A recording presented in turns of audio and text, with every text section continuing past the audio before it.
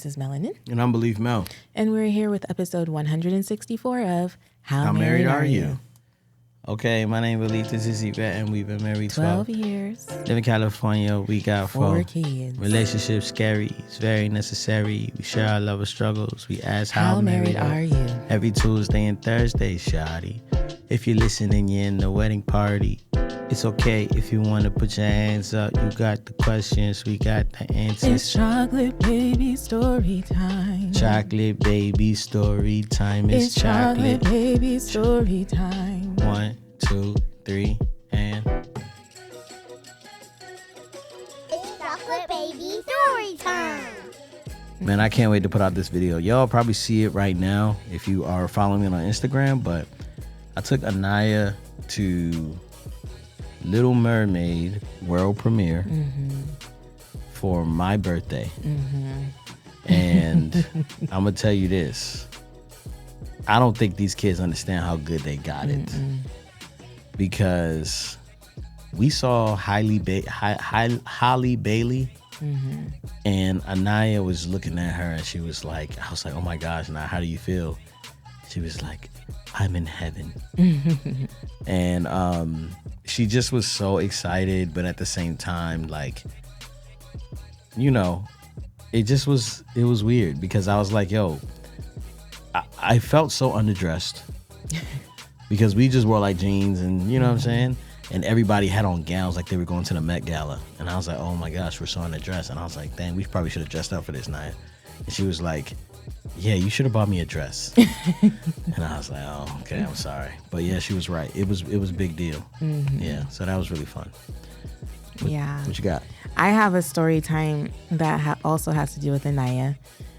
Because Glenn and Anaya were out so late last night, I let Anaya sleep in a little bit this morning before waking her up. Actually, she woke up on her own to take her to school and everything. And so we're driving. Our old nanny who had a baby comes and hangs out with Uzi. And this morning, Anaya's not usually there when she gets there, but this morning Anaya was there, and you could tell she just misses Lexi and she just wants, you know, baby time with Delaney and all the things. And it's super cute. Well, we're driving. I had to stop and get myself some coffee or whatever. And Anaya says to me, I wrote it down, quote, because we were in the drive-thru line. I was like, I am going to write this down. She goes, Mom, I'm glad I have a mom like you, but I wish I had Lexi as my mom. Wow. And I think you remember when I used to babysit a specific little girl, and we grew like a really sweet bond or whatever, and she said something like that to me. I hope she never said it to her mom. But Anaya said that, and I just let it sit for a minute. And then the more we drove, I was like, Anaya, can I tell you something? And I was like, what you just said kind of hurt my feelings. And you could tell, like, she was like, what? And I was like, yeah. I know you didn't mean to hurt my feelings. I know you just really miss Lexi. But I felt like I should let you know that, like, my feelings are a little bit hurt. And I said, it would kind of be like me saying, hey, Anaya, I'm glad I have you for my daughter, but I wish Delaney were my daughter. And I was like, how does that make you feel? And she's like, it was like she was unbothered by it. And she didn't really, my glasses are probably ready. She didn't really want to take accountability for, like, what she said. She didn't apologize. It was nothing. And it was a moment, and I'm bringing this up. I said I wanted to go second because I want you to comfort me right now. And maybe I'm comforting myself, but I feel like there was a moment. In that moment, I was kind of like, I cannot rely on these children to affirm me in my motherhood to make me feel like I'm doing a good job as a mom. Yeah. I feel like that at some point has to become the conviction of the Holy Spirit. And I do believe that the fruit of my labor speaks for itself in them. You know what I mean? Because I was like, dang, you a whack. Yeah, man, kids, I mean, it sucks that that's our reality because it's like they just won't get it until later. And it's certain things about our parents that we just didn't get until later. Until now. You know, Yeah. like we get it now. You're doing a great job. You know that. I don't know that I always know that. You don't know that you're doing a great job? You know, like when she said that, I remember, okay, so I took myself back, right, to when that little girl said that to me. And when she said it to me, I was like, man, this mom needs to be spending more time with her child and yada, yada, yada, yada, yada. And then Anaya said it to me, to my face. And I was like, man, the audacity. You know what I mean? And so, and I think the difference too, it's kind of like when you said what you said just a moment ago, when you were like, these kids don't know how good they got it. I really don't believe that they do, you know, and I don't know if it's not necessarily a fault to them. It's just a reality of what it is. Because when we think about the childhood that we grew up in and what our parents had to do in order to provide and how much they were around or not around, or how much time I'm spending with my children versus how much time my parents spent with me, you know, it's just like, you really don't know. Yeah, but and even some other parents, like, you know what I mean? No.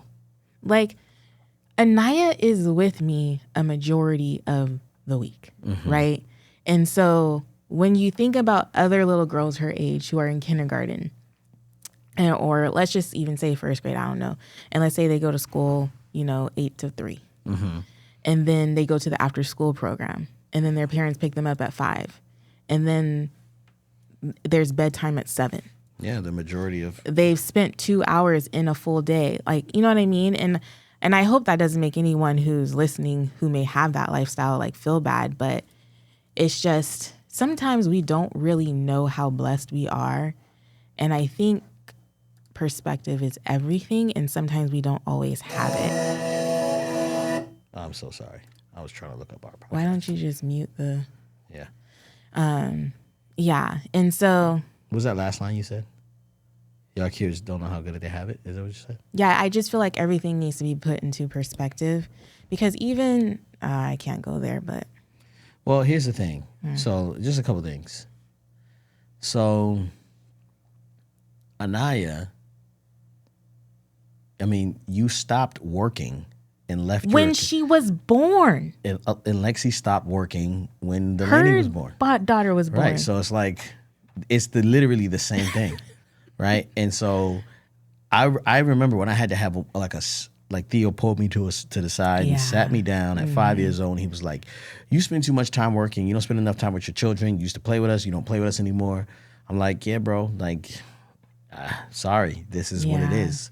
You know what I'm saying? Like, someone has to work now. Like, someone has to work. And I still play with you, and I still do a lot of things, but someone has to work. You know what I'm saying? And I have to work. And so... And you make it possible for me to be present with our kids. Right. I'm sorry. What?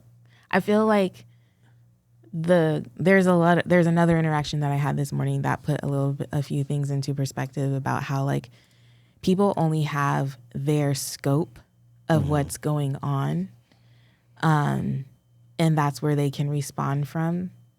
And I feel like sometimes I'm like one of those people in your life who are like, you're not here, you know, yada, yada, yada. And I feel like I owe you an apology, because your absence makes my presence possible. And, I know. Well, let's stay focused. Let's stay focused here. Let's not go there. I know. Okay. Because that's not what we're talking about. Yeah. Right? We're talking about Anaya and what she doesn't understand. And I don't even think it was a slight at you. It just was, you know. She misses Lexi. Yeah, but it's just like, so I'll put it to you like this.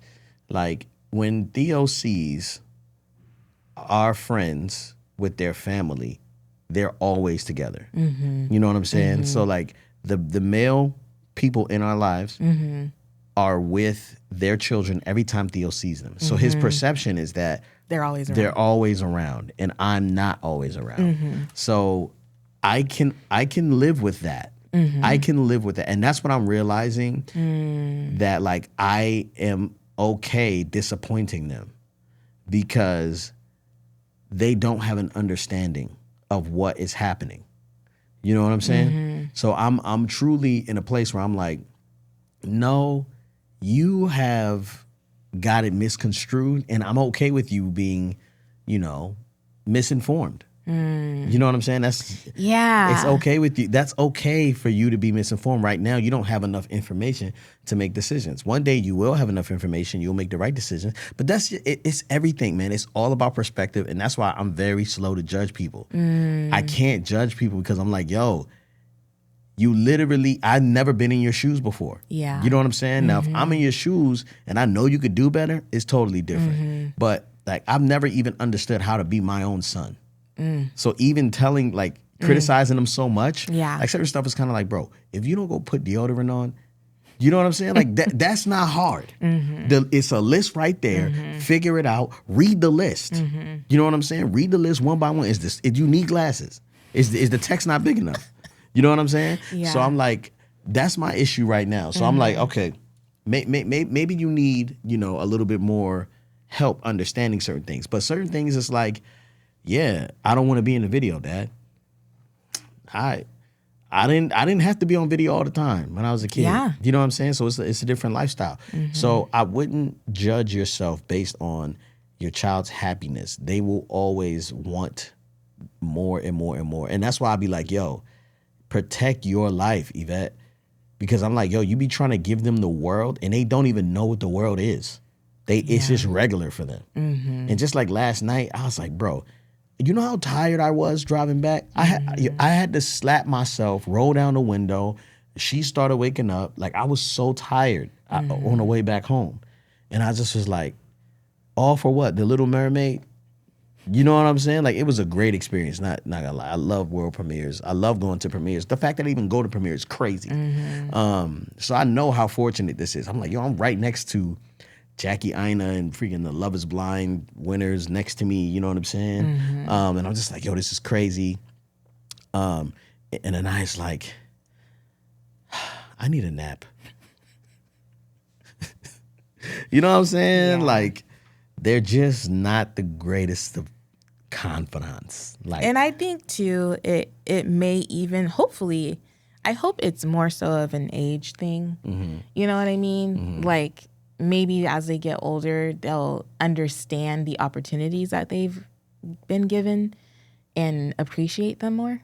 Because I think their understanding or their capacity to understand it may not fully be there at 6, 8, and 10, and 3 years old. And 14 and 18.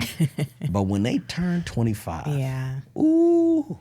And what would you do realize in this situation, Dad? If I was going to do the girl, right? Like, I already know it's coming. And I can't wait to be like, and I watch my dad watch me father, and you could just tell inside he is dying.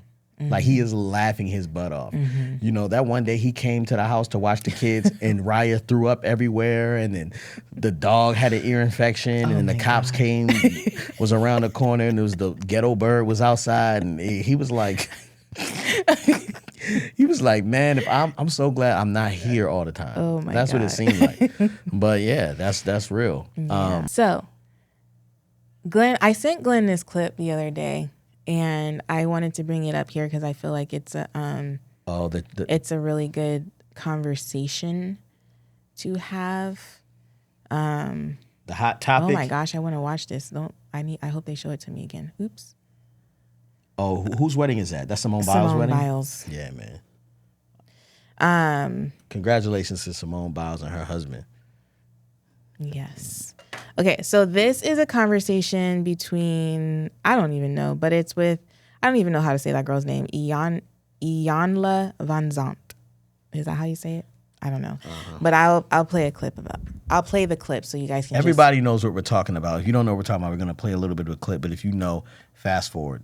Okay. Know that you've said that you cannot teach a man or tell a man how to be a man. So I will not ask you to indict men in this question. But I do want you to speak, Iyanla, to how women need to, position ourselves so that we can be in our divinity, so we can have our crowns right, how we can create and not build When some of us, quite frankly, feel that the men that are available to us, and I'm talking about across the color spectrum, across the age spectrum, trust me, I've done them all, they are not positioned to protect nor provide because of some of the statistics we just talked about. They're not earning the incomes. They're not having the resources, and some of them are not even showing up in the leadership. Would you date a bus driver? Would you date if a bus he owns driver? the bus?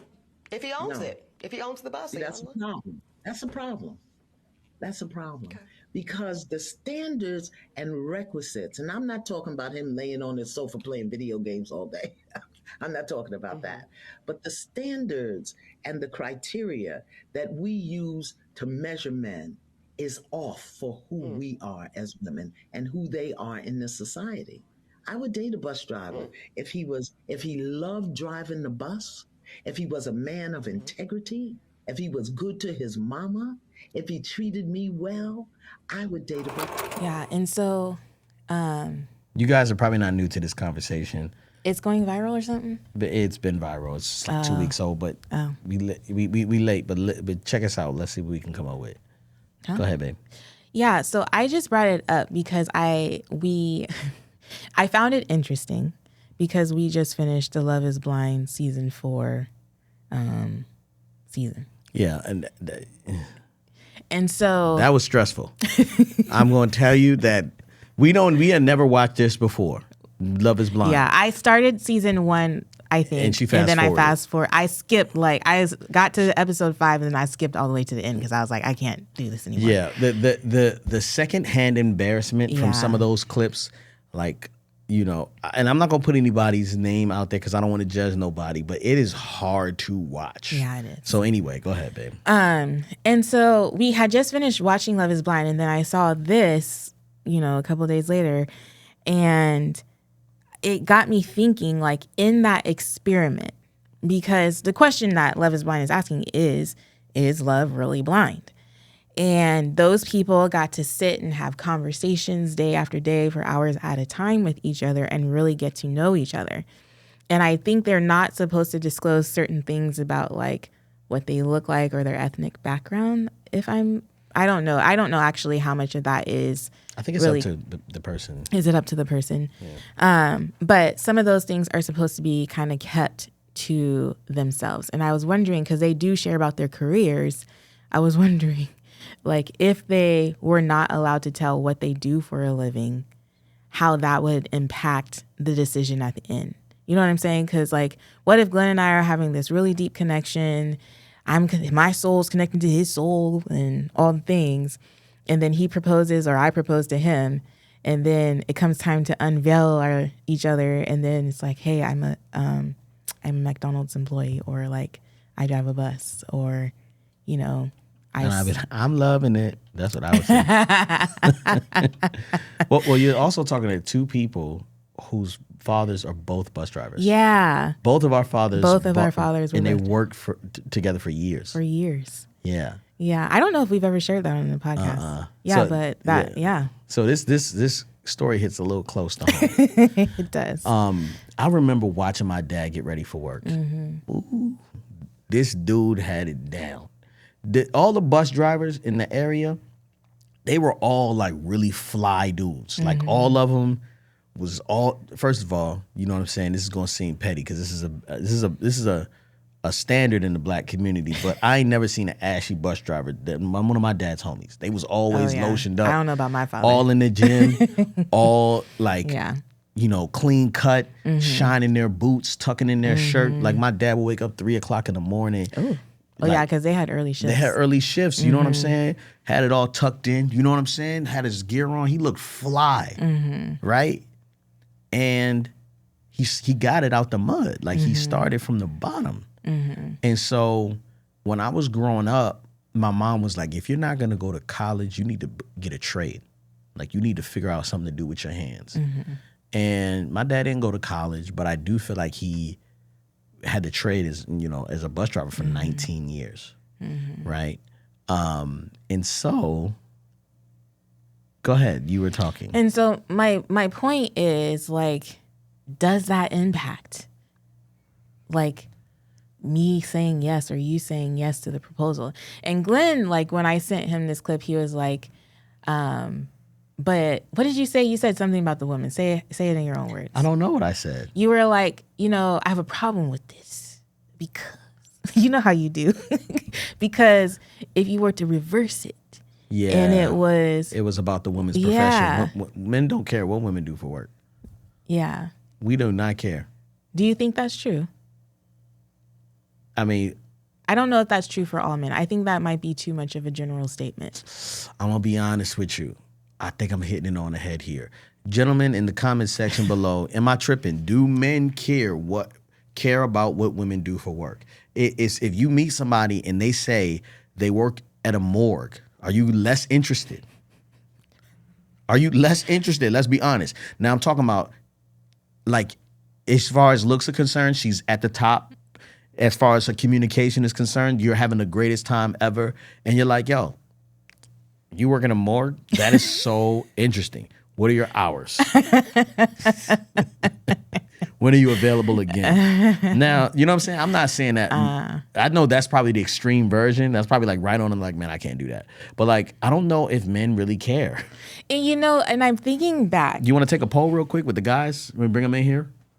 Okay, sure. Okay. But I'm also like thinking back because, when I married you, you were a after school tutor. I was a bum. I was probably 2 clicks from being homeless. I saved you. I would say that. Yeah. What? I would say that. What? I mean, I got a job again, right, when we got married. Yes. Yeah. Mm-hmm. And then when we got together, I was a tutor.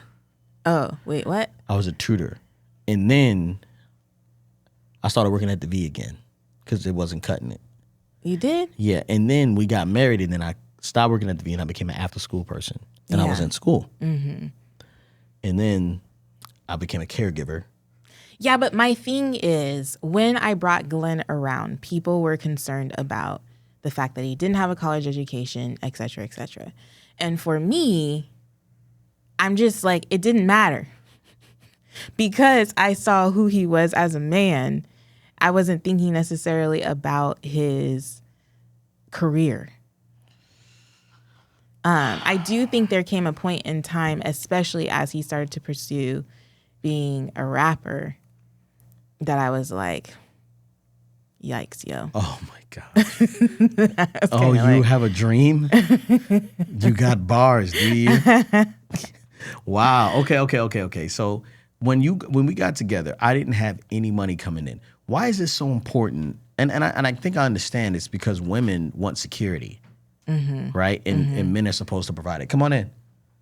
I just want to ask a general question. You don't have to step into the camera.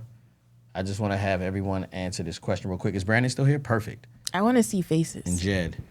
Yeah, perfect. Yeah. I can't see your face. I'm going to turn the camera this way. I'm going to turn the mic this way. All right, real quick. I want you guys to all answer this question. Babe. I want you guys all to answer this question one by one, okay? Take your wives out of this situation, your fiancés. You're single. Look at Brandon. Look suspicious. I'm not single. All right, listen. Just pretend for a moment that this is during the era of when you were single, okay? I ain't trying to remember those days. Huh? I'm not trying to remember those days. Marcel, come in frame. I can't see. Okay, real quick. This is not going to get you in trouble. I promise. This is a very simple question. Look at them all scared. You know they're in relationships. Look, does it matter what a woman does for her profession if everything else checks off on the list? Would you have still dated your wife, someone in that time frame, if she did something and she wasn't making a lot of money, or it wasn't a job that you respected or something like not respected, but it wasn't a job that necessarily made a ton of money. But bus drivers make good money. No. So just like. Okay, go ahead. Yeah. Salary, no. The job, yes. Because it might be a job that could be questionable or go something against I personally believe in. Okay. But if it was like just salary, no, it's not important. But if it's if I'm like a dog lover and she's like, oh yeah, like I'm in pet control, like, oh, that would really bother me. Or like something like against my own moral standing. Okay. But that's what I would say. Okay, cool. That's a good answer. cheat sheet for everybody? He should have gone last. Yeah. We should have. Come on, Brandon, you next. I agree with that. I mean, okay. Go ahead. As long as she wasn't doing something ratchet, I'm cool. Okay. I mean, I wasn't really checking her bank account. I was Right. like, we got along, we connected. She hit the things I valued, and I was like, let's make it happen. Okay. Don't leave yet. Go ahead, Montel. Yeah, I would say the job, it would be important. It's not like you can't be on OnlyFans if everything else checks out. But say like you're a trash dumpster, garbage man, and you're a woman. That's all good. And also, where they're at now may not be where they're going to stay. So are you willing to grow with them through the job process? Right. This is the one I've been waiting for. I here. agree for.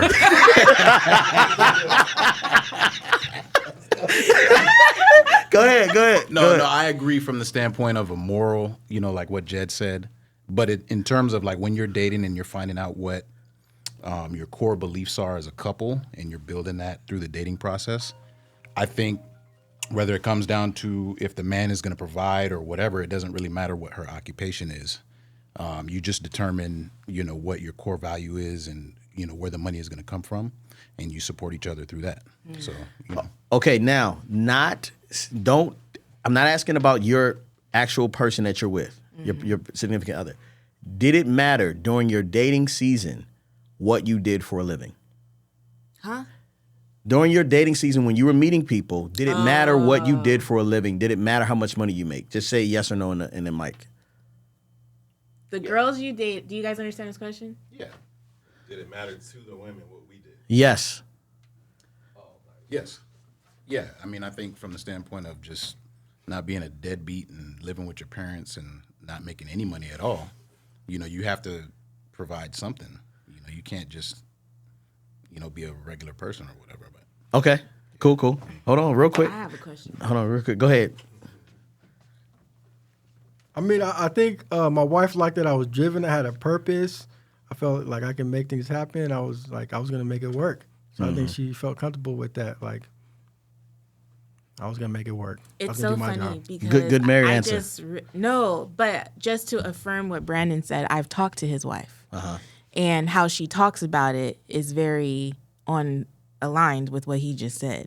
It was very faith-based, faith-driven decision. A lot of faith. Montel? Brandon's not Catholic. I think yes, because women will place can they trust you to lead a family and for their security based on what you're doing, or at least what your drive is to do something while you're dating. Okay. Jed? Mind you, Jed's engaged. Yeah. I am engaged. Yeah, I think it's like part of it was it's what made you somewhat interesting in your job. Like your job can provide like experience and things that can make you more interesting in general. Because if you're just like working like a regular retail job, it's not super interesting. And like you also see that drive. So it's like, I don't think it's so much a reflection of what you do for a living. It's a reflection of your personality. So like if you have a certain job and you need like a certain drive to do it, like it shows an insight to what it is. Okay. It's just like if you're working retail and you're like, yeah, it's good.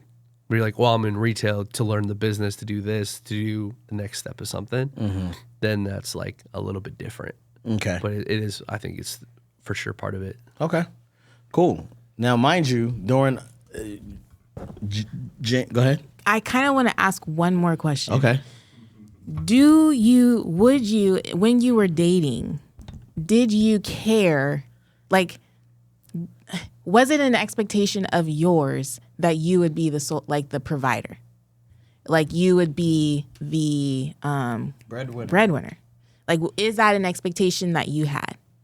Y'all can answer from where you're at. Just.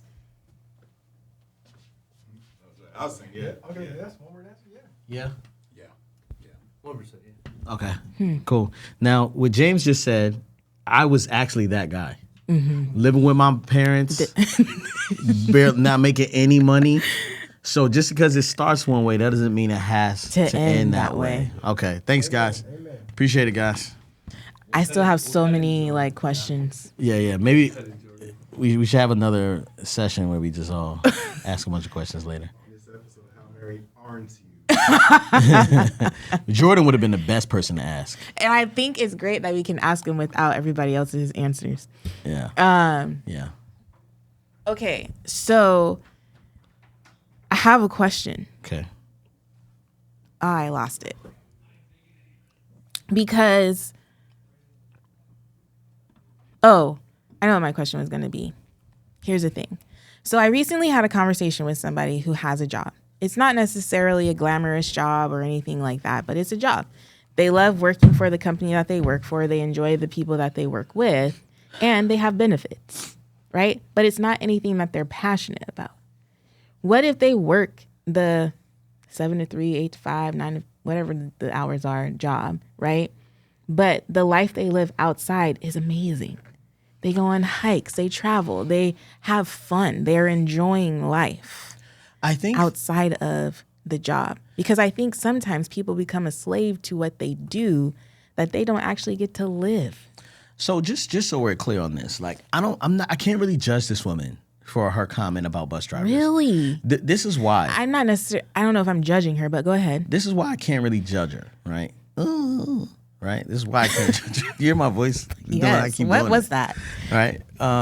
So I think what the question is, like, what do you do for a living, is saying so much about what you're willing to do to provide for what you need.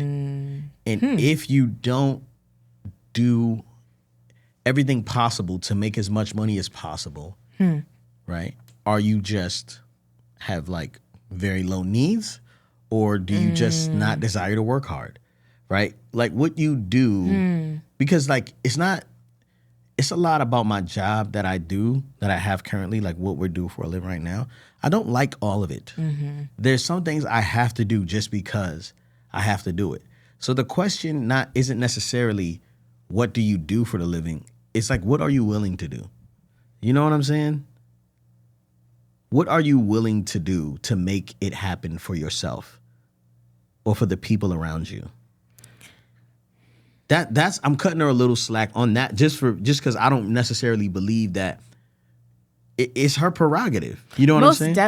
Most definitely. And I'm not necessarily slighting her or judging her. I was just bringing up the conversation because I don't know. I just feel like there's been this social construct of what life is supposed to be and what it's supposed to look like as far as who the man in the relationship is, what he does, how he provides. And I think that there is a level of provision that a husband or a man in the relationship is supposed to have as far as providing safety in both emotional, physical, spiritual ways, and leading our family in the right direction. And I feel like those things are possible as a bus driver, as a retail worker, as whatever. And I'm naming professions, and I'm not trying to offend anybody, but I'm just saying, like, you don't have to be this, like, a partner at a law firm in order to be, like, you know what I'm saying? It's like we're giving status to the type of man someone is based on their occupation. But some of those men should be knocked off the pedestal because they're trash. You know what I'm saying? Uh-huh. I hear what you're saying. I do believe that, you know,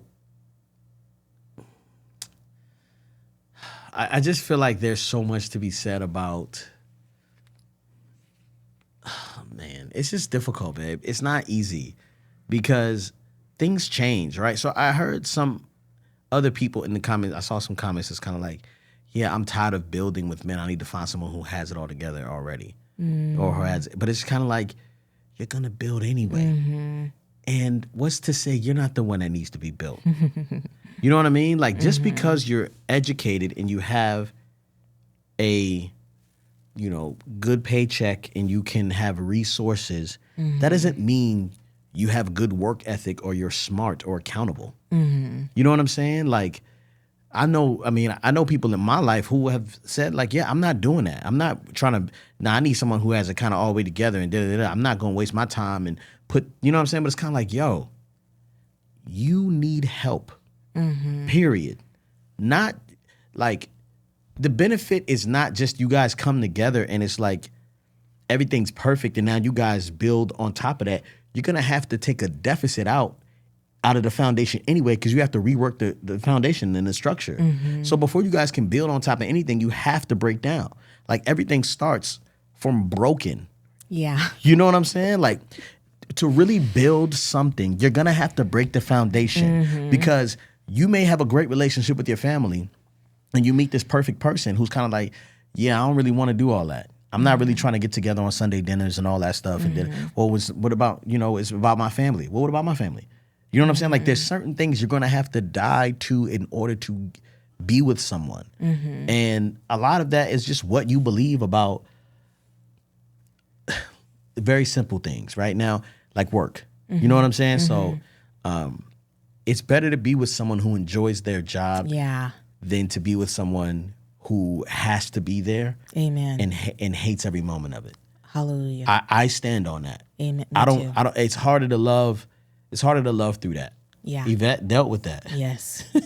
For a long time. It's rough. Yeah. Yeah. That in and of itself should be something that is spoken on. I'm glad you brought that up because for so many years, I don't know, maybe even just a year, but for a while, I would come home and like, teaching is not necessarily all glitz and glam, It's but a labor of love. It is definitely a labor of love, but it's a labor that I'm willing to put in because I enjoyed those kids. I enjoyed most of the people I work with and all the things. And when I'd come home and I wanted to debrief about my day, and then you ask your husband about his day, and he literally said these words to me. He's like, please don't ask me about my day ever again.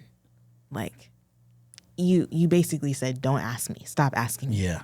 I don't want to think about it. That is so disheartening to hear because it's like that is a huge chunk of your time spent.